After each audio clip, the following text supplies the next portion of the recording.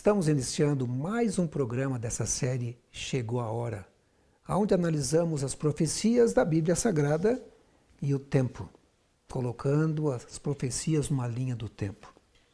Antes de iniciarmos o nosso estudo de hoje, vamos orar. Senhor Jesus, nosso amigo, nosso companheiro, te agradecemos porque o Senhor deixou na Bíblia Sagrada as profecias e tem dado sabedoria através do Espírito Santo para que possamos compreendê-las e saber em que tempo estamos vivendo. Abençoe as pessoas que estão assistindo esse programa nesse momento. Que a tua bênção esteja com eles, que eles possam ter entendimento da tua palavra. Te peço em nome de Jesus. Amém. Nós encerramos o programa passado falando sobre a linha do tempo do Apocalipse. Vocês se lembram? Eu mostrei para vocês que a linha do tempo no Apocalipse, ela inicia antes da criação da Terra, com a queda de Lúcifer. Falamos ali sobre Apocalipse capítulo 12. Lembram-se disso? E depois, vários eventos ocorreram, culminando com a volta de Jesus, mas o Apocalipse continua 1000 anos depois da volta de Jesus, quando Satanás está preso por uma cadeia de circunstâncias aqui na Terra, durante o período do milênio, e os salvos estão com Jesus no céu. Olha que interessante. Então nós temos esse período de 1000 anos, que começa com a volta de Jesus, ou com a ressurreição dos salvos e a morte dos ímpios pelo resplendor da glória de Deus. Há um período de 1000 anos, onde Satanás fica preso, e aí vem a nova Jerusalém descendo do céu, os ímpios são ressuscitados para receber o seu julgamento final, sua sentença, e aí desce fogo do céu e nós temos a destruição. Então o milênio que marca o milênio é justamente essa primeira ressurreição, na volta de Jesus, e a segunda ressurreição, a ressurreição para a condenação. E nesse período Satanás fica preso. Isso é chamado de a grande semana do tempo. Uma semana de 6.000 anos, onde várias coisas aconteciam. E muitas pessoas começaram a estudar sobre isso, dividindo em 1000 anos, 6 milênios, praticamente 4.000 anos até o período de Jesus, e mais 2.000 anos até a segunda vinda de Cristo. E depois 1 milênio no céu. Essa é a lógica desse estudo, não é verdade? E nós estamos aqui, em 2021. E a minha curiosidade, e creio que a curiosidade de vocês também, é descobrir em que ponto dessa linha do tempo nós estamos. 2021. Onde estamos? Em que tempo estamos vivendo? Né? Então vamos hoje para Chegou a Hora, parte 6. Existe um vídeo que eu gostaria de compartilhar com vocês agora, como início e introdução desse programa. É um vídeo onde o pastor Doug Batchelor, o pastor e presidente do Ministério Amazing Facts, ele fala um pouquinho sobre esses 7.000 anos, 6.000 anos na Terra e 1 milênio no céu. Preste atenção. We don't know the day and the hour. We can't set a date. But he said, when you see all these things, know that it is near. We can know when it is near, and I believe the Lord wants us to know that. And by the way, based on the signs, I believe it is near. Let me get you to consider something.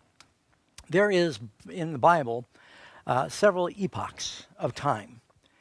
You have about 2,000 years biblically from the time of Adam creation up to the time of Abraham. Now, anyone can calculate this. Their ages are all given right there in the Bible. You just can add them up. Adam was born approximately 4,000 BC. That's approximate. We don't know the exact date. Part of the confusion is because it says Noah had Shem, Ham, and Japheth, and it doesn't tell us exactly when they're all born. But there's about 2,000 years from Adam to Abraham. Then you've got 2,000 years from Abraham to Jesus' first coming. Then you've got 2,000 years from Jesus' first coming to our day. And then if you read in the book of Revelation, it says in chapter 20, verse 4, they live and reign with Christ for 1,000 years. There's a 7,000-year period for a total of about 7,000 years. Now, God, through the Bible, seems to work in cycles of 7. The world was created in 6 days, and then he added one for rest, which is the Sabbath day, and a total of 7. And then the Bible says a day with the Lord is like 1,000 years, and 1,000 years like a day. That's 2 Peter chapter 3. And so many have wondered about this great week, millennial week of time. I did not invent this. A number of historians and Bible scholars have wondered about this, where you've got roughly 2,000 years, which is the age of the patriarchs. Then you have Abraham comes. He's the father of Jews. 2,000 years from Abraham to Christ. Christ then becomes really his birth and sacrifices the birth of the church. Then you got 2,000 years from the time of Christ to our present day. And Jesus said, except those days be shortened, no flesh would be saved. So we see how things are accelerating in time. And many are wondering, then we spend 1,000 years living and reigning with Christ during the millennium. It's like 1,000-year Sabbath. And so some are wondering if this is giving us a template for how close to the end we are. Muito interessante isso, não é verdade? E faz todo sentido. Porque, veja, são vários eventos que marcam esse período 6-7, presente em várias partes da Bíblia Sagrada. É impressionante. É da gente ficar pensativo. Eu vou voltar de novo a esse assunto em um vídeo próximo. Mas existe um outro vídeo, esse preparado pelo Dr. Walter Veig. Ele tem vários vídeos, eu escolhi um trechinho de um. Aliás, todos esses vídeos eu estou colocando um pedacinho, mas estou colocando o link abaixo. Então você pode ir lá e assistir o vídeo completo, embora alguns deles estejam em inglês. Esse do Dr. Walter Veig, ele fala sobre o pensamento dos pais da igreja e dos pioneiros da Igreja Adventista do Sétimo Dia, e como eles pensavam realmente sobre isso, sobre a semana milenial. Uma terra que passaria por 6.000 anos antes que viesse o milênio do Apocalipse. Preste atenção. Aqui temos um artigo da Wikipedia. Os primeiros pré-milenaristas incluem Pseudo-Barnabé, Pápias, Metódio, Lactâncio, Comudiano, Teófilo, Tertuliano, Melito, Hipólito de Roma, Vitoriano de Petal. Muitos desses teólogos e outros na igreja primitiva expressaram sua crença no pré-milenarismo. Em outras palavras, Cristo retorna e em seguida vem o milênio. Por meio de sua aceitação dessa tradição sexta septamilenial, o que isso significa? Essa crença alega que a história humana continuará por 6.000 anos e em seguida vai desfrutar de um sábado por 1.000 anos, o reino milenar. Assim, toda a história humana será um total de 7.000 anos antes da nova criação. Isso é história. Todos esses pais da igreja criam nisso. Vamos analisar alguns dos pioneiros da Igreja Adventista do Sétimo Dia.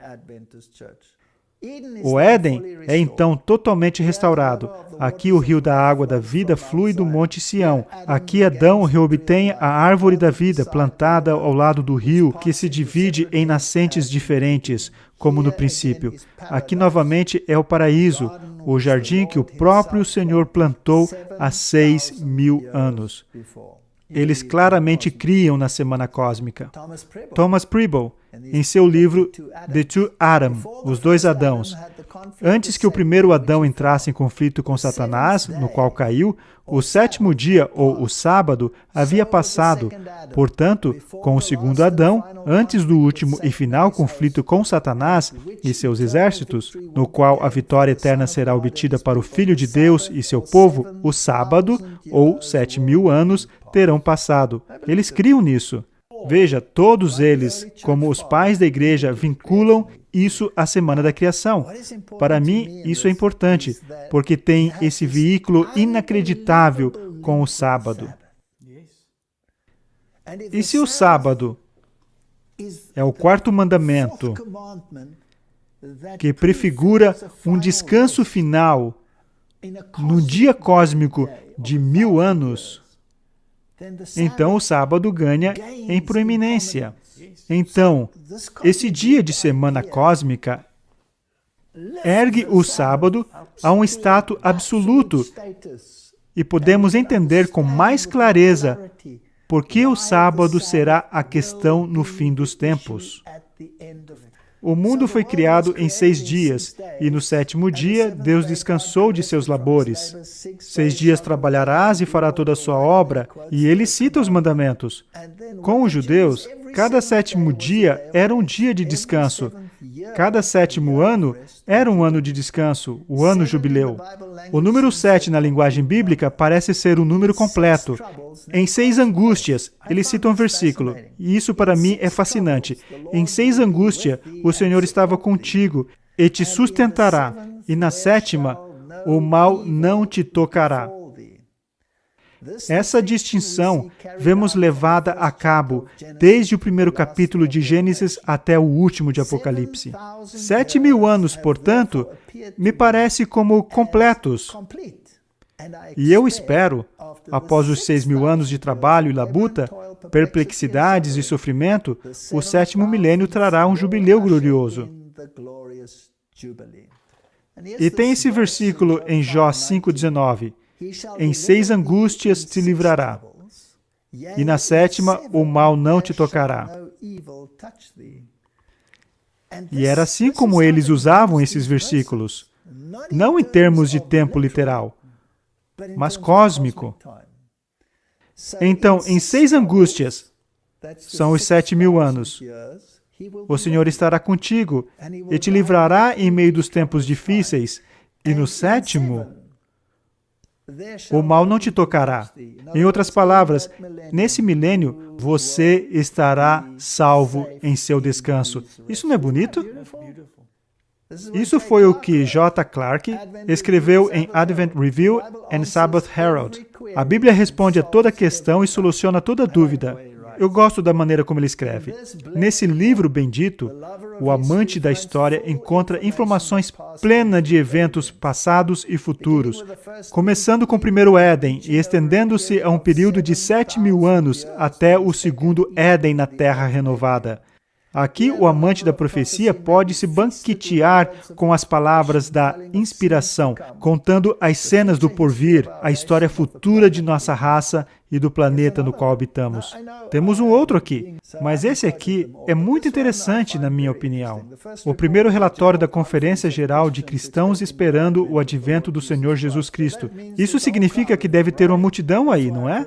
É por isso que eu inseri essa citação. Todos criam nisso. O homem foi a última peça da confecção divina na semana da criação. Com isso concluído, e uma raça de agentes morais fabricada, Deus descansou no 7º dia de toda a obra que havia feito. Essa junção ao 4º mandamento é um tema que percorre essa teologia. E como eu disse, os pais da igreja criam nisso. E isso vem deles. Vem desde os tempos de Cristo até praticamente aos dias de hoje, podemos dizer. Dar a cronologia da profecia é traçar sua história de período a período, desde sua origem até sua consumação. Investiguemos, pois, mais especificamente o que o sábado prefigura e prevê. Essa é a questão do tempo do fim. E a Igreja Adventista do 7º dia tem dito constantemente que o sábado será a questão. Já vimos que isso prefigura um descanso futuro para o povo de Deus. Tem sido quase opinião universal da Igreja, tanto judaica como cristã, que o sábado prefigura uma condição gloriosa de repouso para a Igreja durante os 7.000 anos do mundo. Aqui ele diz de novo, os principais argumentos a favor disso são, em suma, os seguintes. Deus criou o mundo em 6 dias e descansou no 7º, e constituiu o sábado um tipo de descanso futuro.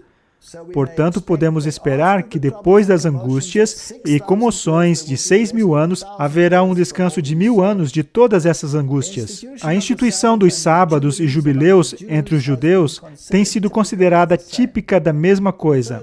O terceiro argumento é de 2 Pedro, no qual ele diz que um dia é como 1.000 anos. O quarto eu creio ser o mais forte argumento, vem do capítulo 20 do Apocalipse, onde ele fala do reinado de 1.000 anos. Ou seja, se há um período de tempo específico que se refere ao repouso, ao milênio, então deve haver períodos de tempo específicos para os outros. E ele conclui assim: com essas considerações, agora procederei para mostrar que a cronologia da profecia, conforme registrada na Bíblia, nos apresenta 7.000 anos desde o início do exercício do governo moral de Deus sobre o homem, até o período final da conquista de todos os inimigos de Deus. Hoje eu quero me ater a um assunto muito especial, ligado a esses 2 vídeos que já falamos, né? Quero falar sobre Ellen White e o grande conflito. Sim, Ellen White e o grande conflito. Eu estou aqui comigo com o livro Grande Conflito na versão mais moderna, né? É um livro escrito por Ellen White.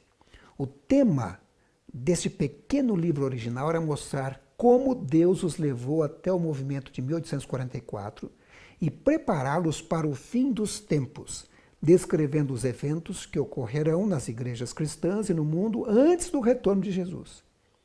E aí esse livro foi expandido de um primeiro volume para um segundo volume, para um terceiro volume, para um quarto volume. E depois ficou 5 volumes. Na verdade, o último volume é o que eu tenho na mão, O Grande Conflito. E eu quero falar sobre esse aqui, né, de 1911. É dito que a autora valorizava esse livro acima da prata ou ouro e recomendou que ele fosse distribuído a todos. O livro começa com uma visão histórica que começa com a destruição de Jerusalém no ano 70 depois de Cristo, aborda o movimento da Reforma e do Advento em detalhes e culmina com a longa descrição do fim dos tempos. E desde que o livro foi lançado, já foram feitas várias edições com diferentes capas, algumas coloridas, outras apenas em branco e preto, algumas em capa dura como essa, outras em capa mais maleável. Mas o nome é esse, em inglês, The Great Controversy. E quando foi lançado a versão mais antiga, 1888, eu gosto de falar sobre essa, e até a última, 1911, a última no sentido de que depois teve assim atualizações na linguagem, mas seria essa a versão de Ellen White. Mas nós temos basicamente 4 versões. A primeira delas, quando não tinha todos os volumes, 1858, era pequenininha. 1884, um pouco maior. 1888, a versão final, mas 1911 houve uma revisão e foi colocado. E em português também, nós temos diversas capas diferentes. Algumas versões mais condensadas, outras completas. Essa está completa numa linguagem mais atual. Bom, vamos falar sobre o grande conflito de Ellen White. Aqui no comecinho, nós temos o prefácio, né? Eu vou passar capítulo por capítulo, mas não vou ler tudo não se preocupe. No prefácio, diz assim: a guerra entre o bem e o mal é muito mais ampla do que se imagina. E que o campo de batalha é você, sua mente, sua vida, suas decisões e seu destino eterno. Isso está no prefácio. Aí você vai para a introdução.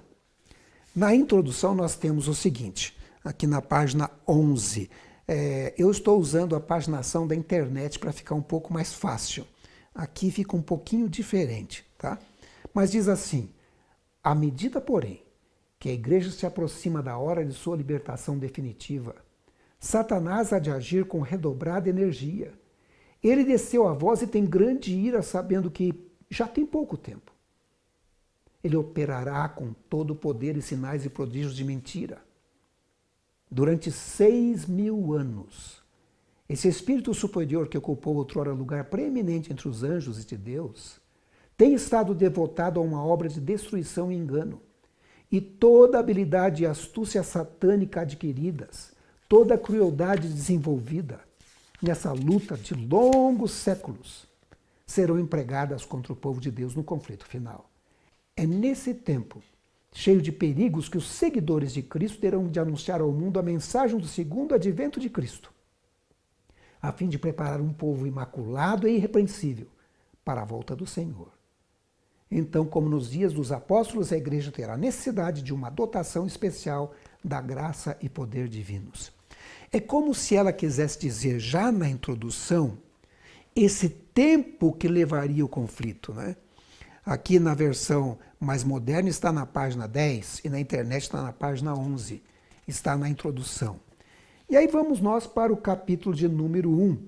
Na verdade, nós vamos colocar esses 6.000 anos numa linha do tempo, ou melhor, o livro, capítulo a capítulo, numa linha do tempo. O capítulo número 1 trata da destruição de Jerusalém no ano 70. O título do capítulo é A Destruição de Jerusalém e o Destino do Mundo. E diz assim essa parte, que eu achei importante, que se encontra na página 29 aqui e na página 39 do original. O mundo não está mais preparado para dar crédito à mensagem para esse tempo do que estiveram os judeus para receber o aviso do Salvador relativo a Jerusalém. E olha que interessante. Venha quando vier, o dia do Senhor virá de improviso. Para quem? Aos ímpios. Veja, ele está dizendo que o dia do Senhor vai ser um improviso para os ímpios, não para os salvos. Os salvos, pelo jeito, sabem alguma coisa a mais, né? Aí nós temos o segundo capítulo, a época dos mártires, os primeiros séculos da igreja cristã, primeiros séculos do cristianismo. E o título do capítulo 2 é Os Mártires dos Primeiros Séculos. Eu estou usando os títulos dessa versão nova, que os títulos são colocados de forma bem interessante. E a parte que eu escolhi está na página 48, diz assim: haja um reavivamento da fé e poder da igreja primitiva e o espírito de opressão reviverá, reacendendo-se as fogueiras da perseguição. Olha, foi um período difícil, esse período dos mártires, e se houver de novo o mesmo reavivamento, a fé e o poder de antigamente, vai haver perseguição novamente. Depois nós temos o capítulo 3. O capítulo 3 trata do estabelecimento do papado, no ano 538. Vocês vão perceber que essa linha do tempo vai indo para frente, vai indo adiante, até chegar nos nossos dias e passar pelos nossos dias. E é isso que eu quero mostrar para vocês nesse livro, que é muito interessante. Vamos ver do que trata o capítulo 3. O título é Tempos de Escuridão. E a parte que eu escolhi diz assim: no século VI tornou-se o papado firmemente estabelecido. Fixou-se a sede do seu poderio na cidade imperial e declarou-se ser o bispo de Roma a cabeça de toda a igreja. O paganismo cedera lugar ao papado. O dragão dera à besta o seu poder e o seu trono e grande poderio, Apocalipse 13, verso 2. E começaram então os 1260 anos da opressão papal, preditos nas profecias de Daniel e Apocalipse, Daniel 7, 25 e também Apocalipse 13, 5 a 7, de acordo com o livro, aqui na página 54. Então vejam vocês, o que nós estamos olhando aqui, nesses primeiros 3 capítulos, esse grande conflito vem vindo desde a destruição de Jerusalém, no capítulo 1, até agora no século 6, no capítulo 3. Nós estamos seguindo uma sequência de datas através do livro O Grande Conflito. Se você não leu ainda, compensa ler. Eu já li algumas vezes. Eu li essa versão nova também, gostei muito da linguagem. Vamos então para o capítulo de número 4. O capítulo 4 trata sobre os valdenses, um povo que vive ou vivia, ainda tem valdense, então vive no norte da Itália, já na divisa ali com a França, a Suíça. Eu estive lá, um lugar muito bonito, muito frio no inverno, mas eles se escondiam ali. O livro trata deles e o nome do capítulo 4 é Os Valdenses, esse é o título. E a parte que eu escolhi diz assim: nenhuma acusação se poderia fazer contra o caráter moral da classe proscrita. Mesmo seus inimigos declaravam serem eles um povo pacífico, sossegado e piedoso. Seu grande crime era não quererem adorar a Deus segundo a vontade do Papa. Por tal crime, toda a humilhação, insulto, tortura que os homens ou diabos podiam inventar, amontoaram-se sobre eles. Está aqui na página 76 da internet. A época dos valdenses, época complicada. Vamos para o próximo capítulo. O próximo capítulo, o capítulo de número 5, fala sobre Wycliffe. Wycliffe, ele viveu no período de 1328 a 1384 depois de Cristo, e o capítulo número 5 tem o seguinte título: Wycliffe, uma luz na Inglaterra. E eu escolhi um trechinho da página 89, onde diz: Wycliffe ensinava agora doutrinas distintivas do protestantismo, salvação pela fé em Cristo e a infalibilidade das Escrituras unicamente. Os pregadores que enviara disseminaram a Bíblia juntamente com os escritos do Reformador, e com êxito tal que a nova fé foi aceita por quase metade do povo da Inglaterra. Interessante. Vamos para o capítulo de número 6, seguindo na nossa linha do tempo. O capítulo número 6 trata de John Hus e Jerônimo, e vai do período de 1369 a 1415 depois de Cristo. O título é Hus e Jerônimo, dois heróis da Idade Média.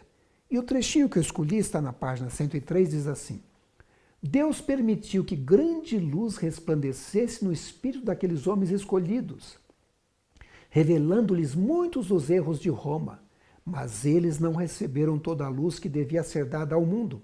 Ele os guiou passo a passo, conforme podiam suportar. Não estavam preparados para receber toda a luz de uma vez. Ele a revelou aos dirigentes pouco a pouco, à medida que podia ser recebida pelo povo. Interessante. O capítulo 7 fala de um personagem muito conhecido, Lutero. Na verdade, eu vou falar dos dois capítulos aqui, capítulo 7 e capítulo 8. Lutero, ele viveu entre os anos 1483 e 1546 depois de Cristo. O capítulo 7 tem como título Lutero, o homem para o seu tempo. E eu escolhi aqui um trechinho que diz assim: Lutero foi o homem para o seu tempo. Por meio dele, Deus efetuou uma grande obra para a reforma da igreja e esclarecimento do mundo. Os que apresentam a verdade para esse tempo não devem esperar ser recebidos com mais louvor do que o foram os primeiros reformadores.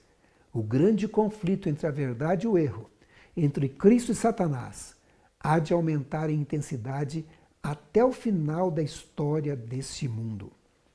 E aí nós vamos aqui para o capítulo 8. O capítulo 8 tem como título Em Defesa da Verdade. E eu escolhi aqui um pequeno trecho onde diz: a menos que eu seja persuadido por meio das passagens que citei, isso é Lutero falando, a menos que assim submeto minha consciência pela palavra de Deus, não posso retratar-me, e não me retratarei, pois é perigoso a um cristão falar contra a consciência. Aqui permaneço, não posso fazer outra coisa. Deus queira ajudar-me. Amém. Bom, vamos então agora para o capítulo de número 9. O capítulo de número 9 fala de Zwinglio, um reformador suíço. E também, você vê que a gente vai indo assim na linha do tempo, né? Zwinglio viveu de 1484 a 1531 depois de Cristo. E eu escolhi desse capítulo o seguinte parágrafo: é plano de Deus empregar humildes instrumentos para atingir grandes resultados. Não será então dada a glória aos homens, mas àquele que por meio deles opera para o querer e o efetuar de sua própria aprovação. E novamente, eu escolhi aqui dois capítulos juntos, o capítulo 10 e o capítulo 11, porque esses dois capítulos retratam o período da Reforma no século XVI. Vejam que a gente vai avançando na história à medida que você vai lendo o livro, O Grande Conflito. E nós vamos localizar o nosso tempo aqui, porque existe uma linha do tempo nesse livro, O Grande Conflito. O capítulo 10 e 11 tem como título O Progresso da Reforma na Alemanha, esse é o capítulo 10, e O Protesto dos Príncipes, o capítulo 11. E eu escolhi aqui dois trechinhos que dizem assim: faremos mais com as nossas orações do que todos os nossos inimigos com seu orgulho. Do local secreto da oração veio o poder que abalou o mundo na grande reforma. E aí nós vamos para o capítulo de número 12. Eu dei como título aqui a Contra-Reforma. Sim, porque vocês sabem que teve a Reforma Protestante e a Igreja Católica teve que reagir. E eles criaram o que é chamado de Contra-Reforma. Ou seja, houve ali, por isso que é chamado protestante, né? Houve protestos e houve um embate ali, uma grande controvérsia, né? Vamos ver aqui o capítulo 12. O título é A Reforma na França. E eu escolhi o trechinho seguinte. Nesse tempo fora criada a Ordem dos Jesuítas. Preste atenção. O mais cruel, sem escrúpulos e poderoso de todos os defensores do papado. Separados de laços terrestres e interesses humanos, insensíveis às exigências das afeições naturais, tendo inteiramente silenciadas a razão e a consciência, não conheciam regras nem restrições, além das da própria ordem. E nenhum dever, a não ser o de estender o seu poderio. Não havia para eles crime grande demais para cometer, nenhum engano demasiado vil para praticar, disfarce algum por demais difícil para assumir. Votados à pobreza e humildade perpétuas, era seu estudado objetivo conseguir riqueza e poder para se dedicarem à subversão do protestantismo e restabelecimento da supremacia papal. Bom, com tal exército, não é de se admirar que o capítulo 13 fala sobre perseguição. Não é? Perseguição. A liberdade é tirada. E a perseguição ocorre aqui no século XVI e século XVII. Uma perseguição ferrenha contra o remanescente de Deus. O título, na verdade, do capítulo 13 é Liberdade nos Países Baixos e na Escandinávia. E eu escolhi o seguinte texto aqui. A cólera dos perseguidores igualava-se à fé que tinham os mártires. Não somente homens, mas delicadas senhoras e moças ostentavam coragem inflexível. Como nos dias em que o paganismo procurou destruir o evangelho, o sangue dos cristãos era semente. A perseguição servia para aumentar o número das testemunhas da verdade. Vamos continuar na nossa linha do tempo do livro O Grande Conflito. Chegamos ao capítulo 14 e fala de Tyndale, ou como escreve Tyndale. Ele viveu entre 1484 e 1536. E eu escolhi aqui um trechinho do capítulo 14, cujo título é O Avanço da Verdade na Grã-Bretanha. E o texto que eu escolhi é o seguinte. Tyndale era impelido pelo Espírito de Deus. 3.000 exemplares do Novo Testamento foram logo concluídos. E seguiu-se outra edição no mesmo ano. Na verdade, ele foi o responsável pela tradução na língua inglesa da Bíblia Sagrada, que até então a maior parte era em latim, na verdade. As pessoas agora podiam ler na sua própria língua. Nós temos então aqui o capítulo 4 até o 14, o período que vai do século V até o século XVI. Mas vamos seguir com o capítulo 15. Tá? O capítulo 15 trata do período da Revolução Francesa, que foi ali entre 1789 e 1799. E o título do capítulo 15 é A Bíblia e a Revolução Francesa. Olha o trechinho que eu escolhi para esse capítulo. Finalmente o mal triunfou e a verdade divina foi rejeitada. Disse o anjo do Senhor, pisarão a santa cidade por 42 meses e darei poder às minhas 2 testemunhas e profetizarão por 1260 dias vestidas de saco. E depois daqueles 3 dias e meio, o Espírito de vida vindo de Deus entrou neles. E puseram sobre seus pés, e caiu grande temor sobre os que a viram. Apocalipse 11, 2 e 11. Os períodos aqui mencionados, 42 meses, 1260 dias, são o mesmo, representando igualmente o tempo em que a Igreja de Cristo deveria sofrer opressão de Roma. Os 1260 anos da supremacia papal começaram em 538, nossa era, e terminariam, portanto, em 1798. Compensa estudar a profecia que aparece no livro do Apocalipse, as duas testemunhas, o Velho e o Novo Testamento, destruídas, né? Quiseram acabar com a religião e foi muito mal para a França naquela época. E com essa perseguição o povo tem que fugir. E aí aparece agora o capítulo 16, o Novo Mundo. Eu pus a data aqui de 1620, né? O título do capítulo é Em Busca de Liberdade no Novo Mundo. E eu escolhi um trechinho deste capítulo 16 que diz assim: Williams foi a primeira pessoa do mundo cristão moderno a estabelecer o governo civil sobre a doutrina da liberdade, de consciência e de igualdade. Seu pequeno estado, Rhode Island, tornou-se o refúgio dos oprimidos e cresceu e prosperou até que seus princípios básicos, a liberdade civil e religiosa, tornaram-se as pedras fundamentais da República Norte-Americana. Olha que interessante. O povo sai agora da Europa, de acordo com a profecia do capítulo 12. A mulher foge e vai para a terra, não é? Vai para um lugar menos habitado. E ali eles conseguem, no Novo Mundo, nos Estados Unidos, a proteção que precisavam. Bom, aí nós temos o capítulo 17. Alguma coisa acontece neste Novo Mundo, né? Alguns sinais. E eu pus aqui de 1755 a 1780. Na verdade, o título do capítulo 17 é Sinais de um Novo Tempo. E o pedacinho que eu escolhi diz assim: a profecia não somente prediz a maneira e o objetivo da vinda de Cristo, mas também apresenta sinais pelos quais é possível saber a proximidade dessa vinda.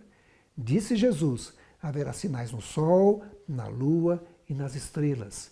É isso que aparece nesse capítulo número 17. Os sinais que ocorreram entre os anos de 1755 a 1780. Indo adiante para o capítulo 18, nós temos o período de vida do Guilherme Miller. Em inglês é chamado William Miller. Ele viveu entre 1782 a 1849. O título do capítulo é Guilherme Miller e a Mensagem do Advento. O trecho que eu escolhi diz: um lavrador íntegro e de sentimentos honestos, que havia sido levado a duvidar da autoridade divina das Escrituras e que, no entanto, desejava sinceramente conhecer a verdade, foi o homem especialmente escolhido por Deus para iniciar a proclamação da segunda vinda de Cristo. Passo a passo descobri as grandes linhas da profecia. Ninguém necessita estar em trevas no que diz respeito àquilo que está para vir sobre a terra.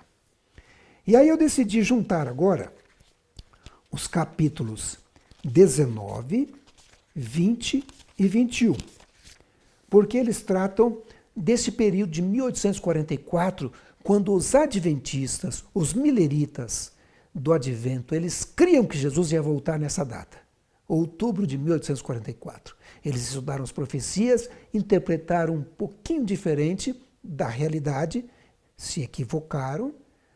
O evento não era a volta de Jesus, era outro.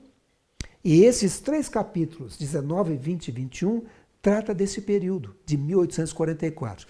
Então, percebendo como o livro vai tratando da história do mundo, desde o ano 70, primeiro vamos dizer os títulos desses capítulos, 19, 20 e 21. O 19 é Esperança em meio às trevas. O 20, um grande movimento mundial. E o 21, Mensagem rejeitada. E o texto diz assim, eu já li várias vezes esse texto. É um texto que a gente tem repetido aqui quase todo o programa. Vejam só. Conquanto ninguém saiba o dia e a hora da sua vinda, somos instruídos quanto à sua proximidade e isso nos é exigido saber. Demais, é-nos ensinado que desatender a advertência ou recusar saber a proximidade do advento do Salvador, ser-nos-á tão fatal como foi aos que viveram nos dias de Noé, o não saber quando viria o dilúvio. Temos repetido esse texto aqui em cada programa, né? Vamos agora então para o capítulo de número 22.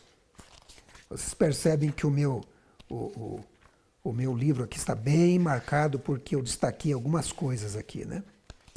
No capítulo 22, ainda tratando desse período de 1844, o título, na verdade, é o seguinte: Profecias Cumpridas. E eu escolhi um pedacinho que diz assim: aqueles símbolos se cumpriram não somente quanto ao acontecimento, mas também quanto ao tempo. De igual maneira, os tipos que se referem ao segundo advento devem cumprir-se ao tempo designado no culto simbólico. Nós temos aqui no capítulo 22 profecias cumpridas, símbolos e tudo mais. Vamos para o capítulo de número 23 e o 24, combinados, porque eles tratam desse mesmo período, de 1844. Agora o povo começa a estudar e ver onde se enganaram, o que foi que aconteceu, né?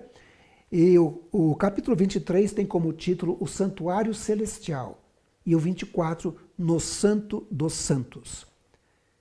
E o trecho que eu escolhi diz assim: verificara-se que os 2.300 dias começavam quando a ordem de Artaxerxes para a restauração e edificação de Jerusalém entrou em vigor no outono de 457 a.C. 69 semanas, os primeiros 483 anos dos 2.300, deveriam estender-se até o Messias, o ungido. E o batismo e unção de Cristo pelo Espírito Santo no ano 27 de nossa era cumpriu exatamente esta especificação.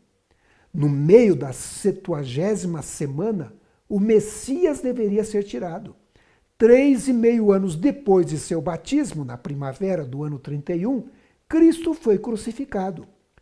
Contando-se desde o ano 34 da nossa era, 1.810 anos se estenderam até 1844. Então disse o anjo: o santuário será purificado. Todas as especificações precedentes da profecia se cumpriram inquestionavelmente no tempo designado.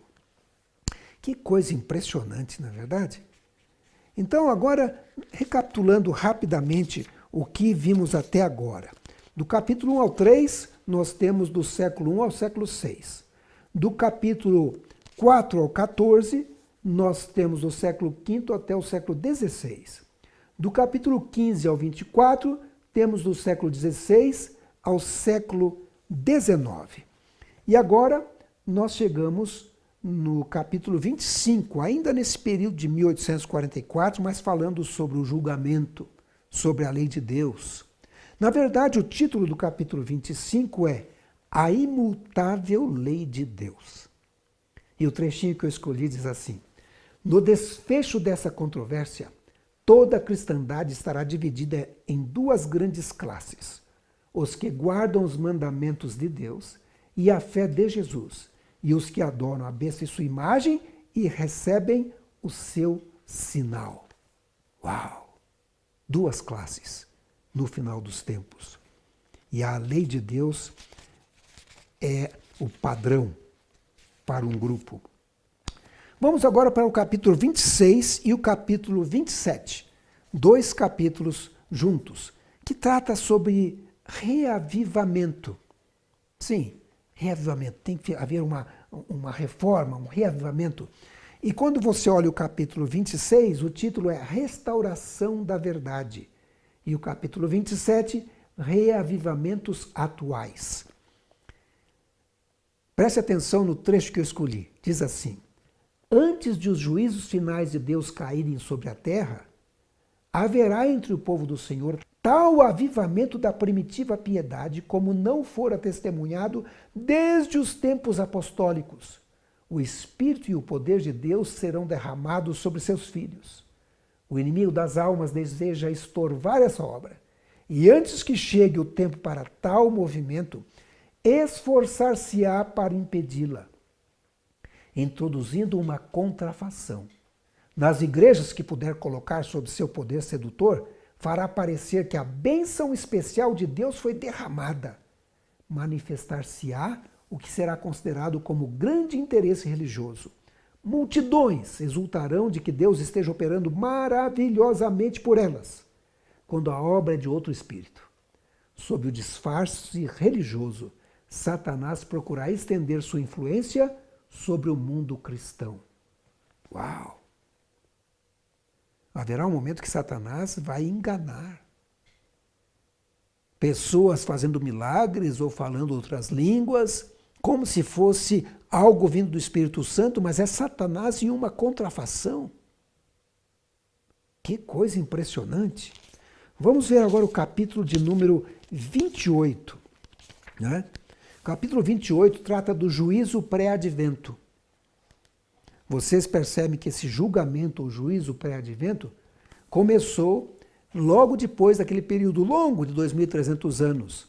O título do capítulo 28 é justamente esse, o juízo pré-advento. E a parte que eu escolhi sintetiza esse período, diz assim: no tempo indicado para o juízo, o final dos 2.300 dias, em 1844, iniciou-se a obra de investigação e apagamento dos pecados. Todos os que já professaram o nome de Cristo serão submetidos àquele exame minucioso. Tanto os vivos como os mortos devem ser julgados pelas coisas escritas nos livros segundo as suas obras. Quando se encerrar o juízo de investigação, Cristo virá, e seu galardão estará com ele para dar a cada um segundo for a sua obra. Ou seja, esse período começou em 1844 e está em andamento. Ou seja, nós estamos vivendo nesse período de juízo pré-advento. Agora, nós temos 3 capítulos na sequência, começando com o capítulo 29, e aí vai o capítulo 30 e 31, que fala sobre os anjos maus, sobre Satanás, sobre o diabo. Muito importante esse capítulo. Olha só, o capítulo 29 tem como título A Origem do Mal. O capítulo 30, Nosso Maior Inimigo. E o capítulo 31, Anjos e Demônios. E eu escolhi o seguinte texto, diz assim: porém inimizade entre ti e a mulher, e entre a tua semente e a sua semente. Esta te ferirá a cabeça, e tu lhe ferirás o calcanhar. Gênesis 3, verso 15. A sentença divina pronunciada contra Satanás depois da queda do homem foi também uma profecia, abrangendo todos os séculos até o final do tempo, e prefigurando o grande conflito em que se empenhariam todas as raças dos homens que vivessem sobre a terra. Vamos novamente à nossa recapitulação rápida aqui. Capítulo 1 a 3, do século 1 ao século 6, capítulo 4 a 14, do século 5 ao 16, capítulo 15 a 24, do século 16 ao 19, e o capítulo 25 ao 31, de 1884 até agora. Ou seja, chegamos no nosso período aqui, em nossa linha do tempo, né? Vamos então para o capítulo de número 32, tá? Capítulo 32 é sobre esse conflito entre Jesus e Satanás. E vamos ver o título. A propósito, chegamos aqui na nossa época, né? 2021. Quando eu estou gravando isso aqui. Esse é o período que estamos vivendo. Nós vamos passar por ele e agora a gente consegue ter uma ideia e nos localizarmos no tempo, nessa linha do tempo do grande conflito. Muito bem. O título do capítulo 32 é As Armadilhas de Satanás. Olha o texto que eu escolhi. Vocês veem que eu até marquei com amarelinho aqui, porque é um texto muito importante. Diz assim: o grande conflito entre Cristo e Satanás, que tem prosseguido durante quase 6.000 anos, logo deve terminar. E o maligno redobra seus esforços para frustrar a obra de Cristo em prol do homem e prender as almas em suas ciladas, reter o povo em trevas e impenitência, até que termine a mediação do Salvador e não mais haja sacrifício pelo pecado. É o objetivo que ele procura realizar. Percebe que nós estamos aqui no ano 2021 e este livro diz que esse grande conflito entre Cristo e Satanás, que tem prosseguido durante quase 6.000 anos, Estamos no final da linha do tempo, estamos no quase. Né? Esse é o nosso período de tempo. Estamos aqui entre o quase e os 6.000. Vamos continuar na nossa linha do tempo. O próximo é o capítulo de número 33, e eu pus o 33 e o 34 junto. Vejam só, fala sobre o Espiritismo, mas o título do capítulo 33 é O Mistério da Morte, e o 34, As Vozes do Além. Preste atenção no texto que eu escolhi para vocês desse capítulo 33 e 34. Vejam só. Induzindo-os, Satanás, a crer que os mortos efetivamente voltam para comunicar-se com eles, faz o maligno com que apareçam os que baixaram ao túmulo sem estarem preparados. Pretendem estar felizes no céu e mesmo ocupar ali elevadas posições. E assim é largamente ensinado o erro de que nenhuma diferença se faz entre justos e ímpios. Os pretensos visitantes do mundo dos espíritos algumas vezes proferem avisos e advertências que se demonstram corretos. Então, estando ganha a confiança, apresentam doutrinas que solapam diretamente a fé das Escrituras. E agora presta atenção. Assim, sob novo disfarce, o Espiritismo, o grande rebelde ainda prossegue com sua luta contra Deus, luta iniciada no céu e durante quase 6.000 anos continuada na Terra. Novamente aqui, 2021, dizendo que estamos nesse período, no quase 6.000 anos. A luta que começou no céu e já por quase 6.000 anos na Terra. Vamos agora para o capítulo de número 35 e 36 juntos. E ele trata de um assunto que está nas notícias. Fala de ecumenismo, união das igrejas. É interessante, esse livro foi escrito quando isso não existia ainda, viu? Por isso que a gente acredita que isso aqui é uma profecia, que está se cumprindo em nossos dias. Olha, você deve ler esse livro. Quer conhecer um pouco do passado, do presente e do futuro? Leia o livro O Grande Conflito. Vamos ver o capítulo 35. O capítulo 35 e 36. O 35 tem como título Liberdade Ameaçada.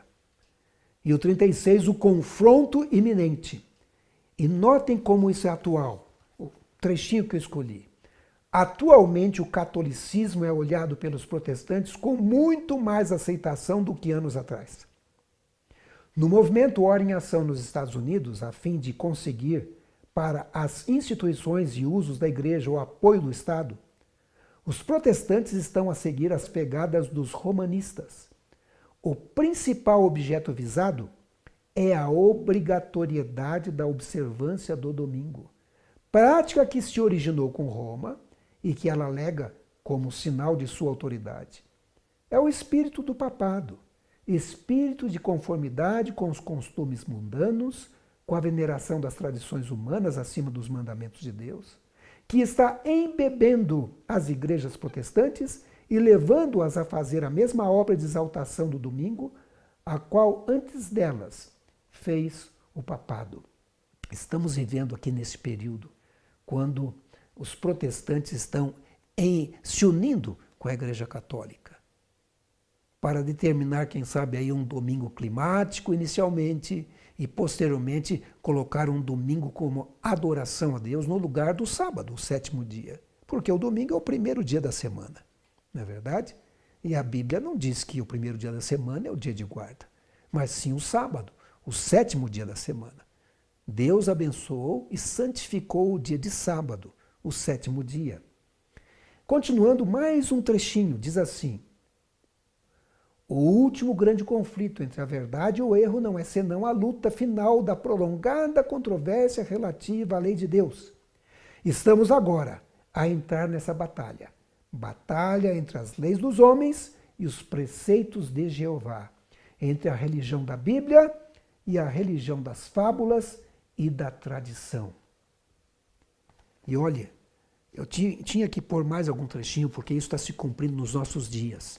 Preste atenção, e mais esse trecho diz assim: os protestantes dos Estados Unidos serão os primeiros a estender as mãos através do abismo para apanhar a mão do espiritismo. Estender-se-ão por sobre o abismo para dar mãos ao poder romano. Romanistas, protestantes e mundanos juntamente aceitarão a forma de piedade, destituída de sua eficácia, e verão nesta aliança um grandioso movimento para a conversão do mundo e o começo do milênio há tanto esperado. Olha que coisa impressionante. Sim, porque normalmente essas igrejas protestantes atuais, que estão se unindo ao papado, eles esperam um milênio de paz aqui na Terra. Mas não é isso que diz a Bíblia. Vocês viram no vídeo anterior, se não assistiu, vai lá e assista, que o milênio é um período em que os salvos estarão no céu e a Terra vai estar desolada. Satanás tem enganado esse povo. Devem estudar melhor o livro do Apocalipse e entenderem realmente o que é o milênio. Mais um trechinho que aparece aqui nessa parte do livro Grande Conflito. E mesmo na livre América do Norte, governantes e legisladores, a fim de conseguir o favor do público, cederão ao pedido popular de uma lei que imponha a observância do domingo. A liberdade de consciência, obtida a tão elevado preço de sacrifício, não mais será respeitada. No conflito prestes a se desencadear, veremos exemplificadas as palavras do profeta. O dragão irou-se contra a mulher e foi fazer guerra ao resto da sua semente, os que guardam os mandamentos de Deus e têm o testemunho de Jesus Cristo. Apocalipse 12, verso 17. Isso está acontecendo nos nossos dias. Nos nossos dias.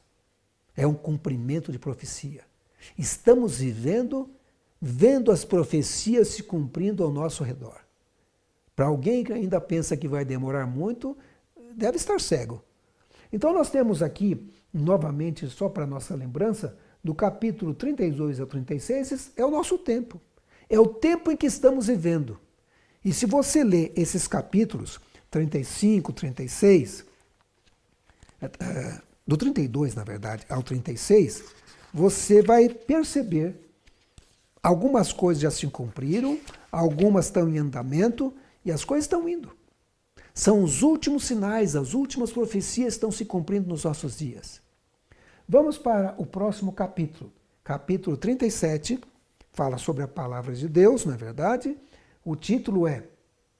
um detalhe que é importante, antes de falar o título.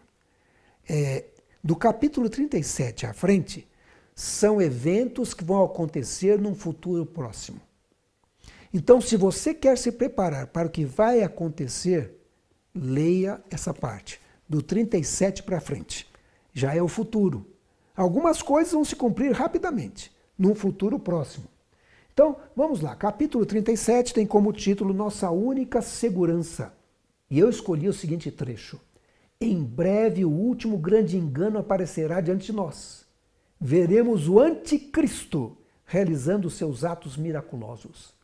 A contrafação se parecerá tanto com o verdadeiro que será impossível distingui-los sem o auxílio das Santas Escrituras. Pessoa alguma, a não ser os que fortaleceram o espírito com as verdades da Escritura, poderá resistir no último grande conflito. A toda alma virá a inquiridora prova. Obedecerei a Deus de preferência aos homens? A hora decisiva está mesmo agora, às portas. Estão nossos pés firmados na rocha da imutável palavra divina? Estamos preparados para permanecer firmes em defesa dos mandamentos de Deus e da fé de Jesus? E aí vem o capítulo 38. É algo que muitas pessoas estão esperando. Eu estou esperando isso. Vocês também deveriam estar esperando isso. E talvez você esteja, não é? É o selamento. Receber o selo de Deus. Sim, o título do capítulo, isso está no futuro próximo, o último convite divino. E olha o trechinho que eu escolhi aqui. O sábado será a pedra de toque da lealdade, pois é o ponto da verdade especialmente controvertido, ao passo que uma classe aceitando o sinal de submissão aos poderes terrestres recebe o sinal da besta.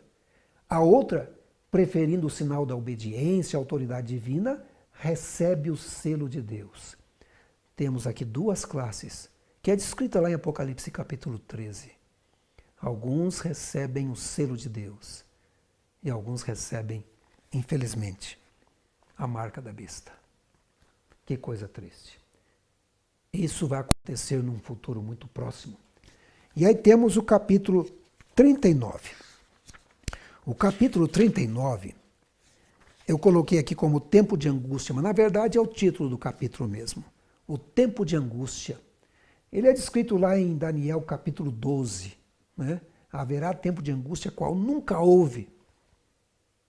12, nos primeiros versículos. Olha o trecho que eu escolhi. O mundo foi submetido à prova final. E todos os que foram fiéis aos preceitos divinos receberam o selo do Deus vivo. Apocalipse 7, verso 2. Então Jesus deixa de interceder no santuário celestial. Todos os casos foram decididos para a vida ou para a morte. Deixando ele o santuário, as trevas cobrem os habitantes da terra. Durante esse tempo terrível, os justos devem viver à vista de um Deus santo sem intercessor. Os ímpios passaram dos limites de seu tempo de graça. O Espírito de Deus persistentemente resistido, foi por fim retirado. Que coisa triste, hein? E aí chegamos no capítulo glorioso. É o capítulo de número 40. Eu vou abrir aqui. Capítulo 40. Trata sobre a volta de Jesus. E eu tenho que dizer que está num futuro próximo. O título é O Grande Resgate. O Grande Resgate. E olha o trechinho que eu escolhi. É à meia-noite que Deus manifesta seu poder para o livramento de seu povo. O sol aparece resplandecendo em sua força. Sinais e maravilhas se seguem em rápida sucessão. Os ímpios contemplam a cena com terror e espanto, enquanto os justos veem com solene alegria os sinais de seu livramento. As sepulturas se abrem, e muitos dos que dormem no pó da terra ressuscitam, uns para a vida eterna e outros para a vergonha e horror eterno. E aí continua. Os justos vivos serão transformados, no momento, num abrir e fechar de olhos, de acordo com 1 Coríntios 15, 52. Ao ouvirem a voz de Deus, eles serão glorificados. Então se tornarão imortais e com os santos ressuscitados serão arrebatados para encontrar com seu Senhor nos ares. Os dias de dores e pranto acabaram-se para sempre. O Rei da Glória enxugou as lágrimas de todos os rostos. Foi removida toda causa de aflição. Que maravilha! Esse capítulo 40, né? Falando da volta de Jesus. E aí, no capítulo 41, vai tratar do milênio, né? Aquele período que vai ocorrer depois do grande resgate. Mas tem alguns textos aqui que são muito importantes. Preste atenção. O título é Caos e Desolação. Olha o que diz aqui. Chegará o estrondo até a extremidade da terra, porque o Senhor tem contenda com as nações. Entrará em juízo com toda a carne. Os perversos entregará a espada. Jeremias 25, 31. E durante 6.000 anos, o grande conflito esteve em andamento. Quanto tempo o grande conflito esteve em andamento? 6.000 anos. É o que ela diz aqui. Esse conflito vai durar 6.000 anos. Ela afirma isso aqui no capítulo 41, e ela diz, o Filho de Deus e seus mensageiros celestiais estiveram em guerra contra o poder do maligno durante esse período de 6.000 anos. E agora, todos tomaram sua decisão. Os ímpios se uniram completamente a Satanás em sua luta contra Deus. O que mais diz aqui no capítulo 41? Esse é mais um trechinho que eu marquei aqui com a minha fita amarelinha, né? Porque é muito importante conhecer esses textos.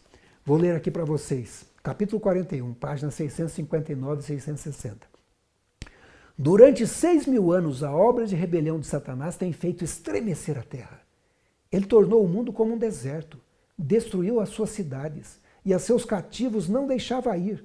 Durante 6.000 anos, seu cárcere, o sepulcro, recebeu o povo de Deus. E ele queria manter os cativos para sempre. Mas Cristo quebrou seus laços, colocando em liberdade os prisioneiros. Percebem? Durante 6.000 anos a morte reina nesse planeta. Mas agora, depois de 6.000 anos, né, Cristo quebra os laços e coloca em liberdade os prisioneiros, o povo de Deus. Mais um pequeno trecho aqui do capítulo 41. O escritor do Apocalipse predisse o banimento de Satanás e a condição de caos e a desolação a qual a terra será reduzida. E declarou que tal condição perdurará por 1.000 anos. É o milênio. Né? Por 1.000 anos, Satanás vagueará de um lugar para outro na terra desolada para contemplar os resultados de sua rebelião com a lei de Deus. Durante os 1.000 anos, entre a primeira e a segunda ressurreição, ocorrerá o julgamento dos ímpios no céu. Ao fim dos 1.000 anos, ocorrerá a segunda ressurreição.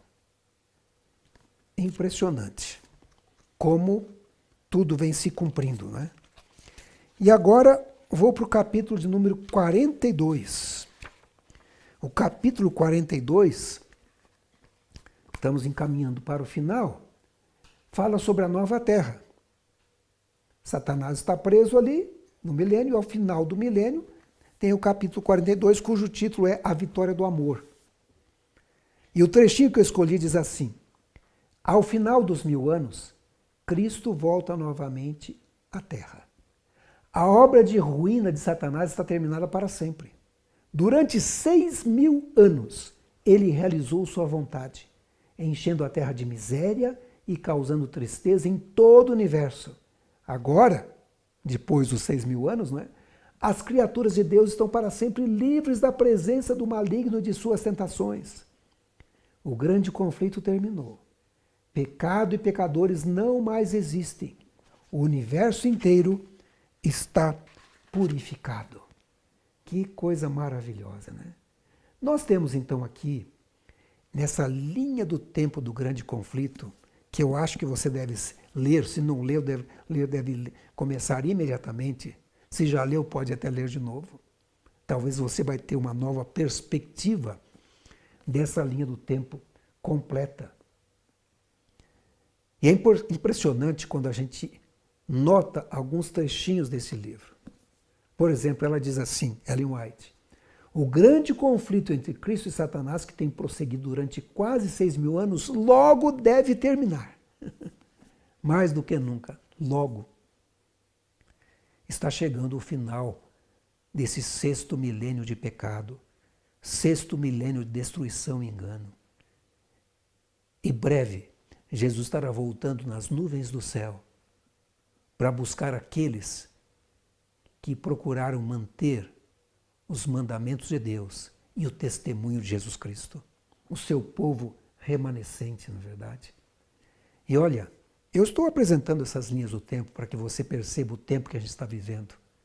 Porque Ellen White mesmo diz: ergam os vigias agora vós e deem a mensagem que é verdade e presente para este tempo. Mostremos ao povo onde nos encontramos na história profética. Lembre-se, provavelmente não podemos ainda determinar o dia e a hora da volta de Jesus. Embora esse livro mesmo diz que vai haver um momento em que Deus vai anunciar o dia e a hora da sua vinda aos salvos. Os salvos não serão pegos de surpresa. Os ímpios, sim. Venha quando vier, diz esse livro, eles serão pegos de surpresa. Porque eles não sabem nem a proximidade da volta de Jesus. E ela diz o seguinte no Grande Conflito, este livro: conquanto ninguém saiba o dia e a hora da sua vinda, somos instruídos quanto à sua proximidade, e isso nos é exigido saber. Que Deus abençoe você. Tome a sua decisão enquanto é tempo. Se apegue à palavra de Deus. Faça parte desse povo remanescente que é descrito em Apocalipse 14, verso 12. um povo que guarda os mandamentos de Deus e possui o testemunho de Jesus Cristo. Esteja entre o povo que será selado por Deus. Fuja da marca da besta. Muito em breve o anticristo vai estar se manifestando. E você tem que ter a sua decisão já tomada no seu coração. Cristo está batendo na porta do seu coração hoje. Que decisão você vai tomar? Se você ainda não tomou a decisão, nós estamos no finalzinho. Se você está desanimado, não desista. Estamos no finalzinho. Ele quer levar você para um lugar maravilhoso. O paraíso celestial. Uma viagem fantástica. Vamos orar. Senhor Jesus, nosso amigo, nosso companheiro. Querido Pai, nós te agradecemos pelas profecias da Bíblia Sagrada. Te agradecemos por essa linha profética que aparece no grande conflito, mostrando que logo esses 6.000 anos de destruição e engano, logo, muito logo, irá terminar. E nós estaremos olhando para o céu e vendo a tua face e milhares de anjos que estarão vindo contigo. Todo olho o verá. E esperamos ser transformados, glorificados por ti, para irmos com os anjos para o céu, onde viveremos durante um período de 1000 anos e após voltaremos para essa terra, onde o Senhor vai criar novos céus e nova terra, onde não haverá mais pranto, não haverá mais morte, nem dor. Senhor Jesus, prepare nossa vida. Limpe o nosso coração. Escreva na nossa mente a tua lei. E por tua graça e por tua misericórdia, nos leve para viver contigo. É o que eu te peço por cada uma das pessoas que estão assistindo este programa. Eu te peço em nome de Jesus. Amém.